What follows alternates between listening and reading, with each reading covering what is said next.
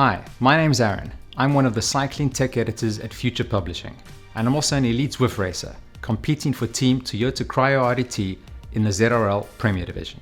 I've learned a few things over the years, so in this video I'm going to tell you the 7 key tips for racing on Zwift. Before I get into the tips, I'm going to very quickly explain what you need to do to join a Zwift race. First, you'll need to find a race, or as they're called in Zwift, event on the Zwift companion app, or on the events page in-game. From here, you can select the type of race you want to do and the category. There are 4 categories on offer, ranging from A to D, and your fitness or watts per kilo at FTP determine what category you should go in. If you want to know how to calculate your watts per kilo at FTP, then there's a link to our training with power article in the video description. Once you've selected your category, you're ready to go.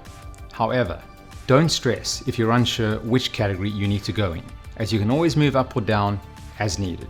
Right, with that out of the way, let's move on to those tips.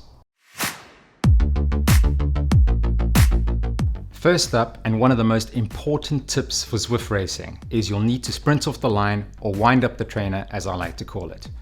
Many riders are shocked with how hard Zwift races start. People are fighting for position and trying not to get caught out by any early splits in the bunch, so make sure you're ready to push some serious watts off the line. Obviously, how many watts will depend on how much you weigh and what category you're racing in.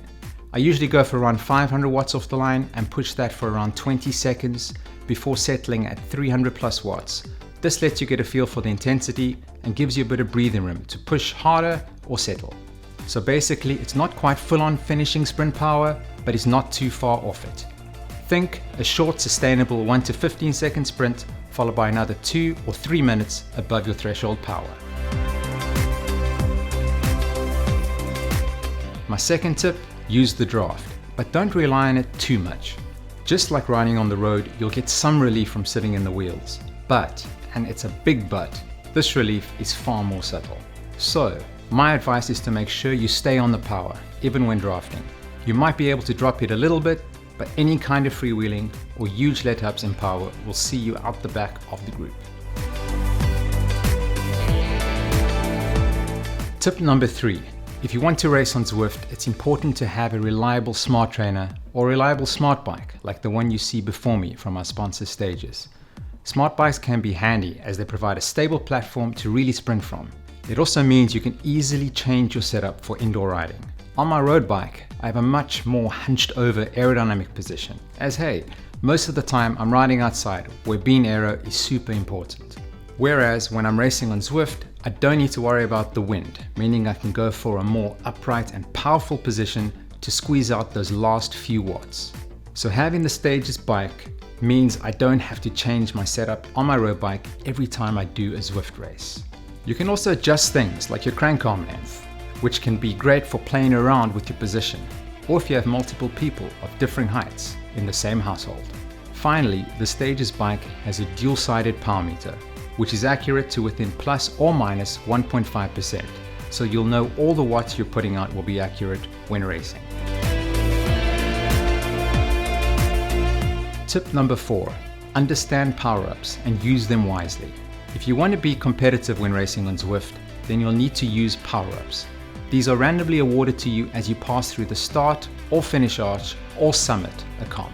There are different power-ups available, and each one will help you in a certain way, with the assistance usually lasting anywhere from 10 to 30 seconds. I don't have time to go into all the options here, so click the link to our article in the video description. In the real world, it's easy to see when your opponent is attacking. Their body language changes, and you often hear a whole load of gear mashing. On Zwift, however, it's much harder to notice through an avatar's body language, and sometimes you can be caught off guard. Luckily for you, Zwift gives the exact power to weight of your competitors, meaning you can be wise as to when it's time to unleash your own attack or latch onto someone else's. A key tip from me, once your opponent's watts per kilo numbers turns orange, it's go time. Tip number 6, recon the course. If you want to be successful in Zwift racing, then knowing or at least having a rough idea of the course is key. This will allow you to know about any changes in gradients or any section where there may be splits. As just like racing outside, it's important to be well positioned near the front of the bunch when these splits occur. It may sound obvious, but knowing where the finish line is can help with race tactics. You'll have a far better idea about when to open things up and will know which riders have gone too early.